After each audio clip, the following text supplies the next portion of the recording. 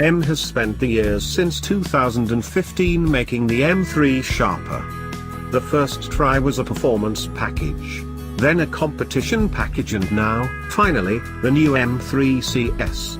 It's as if they've spent 3 years trying to bring the M3 back to where it should have always been, and charging extra for it. The engineering is formidable, with features such as a magnesium sump, a forged crankshaft, 2 variable geometry turbochargers, and a closed-deck crankcase, but it carries it all lightly. All you need to know is that it's high-tech and it works enthusiastically, but it's not the CS's highlight. It's the chassis.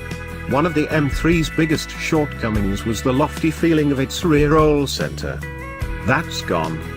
It's only 66 pounds lighter than the M3 competition package, and part of that is the loss of the entire center console cubby to save every available ounce. Sure, there's a carbon fiber roof, and its CFRP hood is 25% lighter than the metal one, but the car still weighs 3,494 pounds. Inside, the center cubby's departure leaves the interior looking a bit disjointed, stranding a lone USB plug behind the handbrake lever. The heavily contoured front seats work brilliantly, with a 2-tone leather and Alcantara mix, while there's also a Harman Kardon sound system, navigation professional and climate control.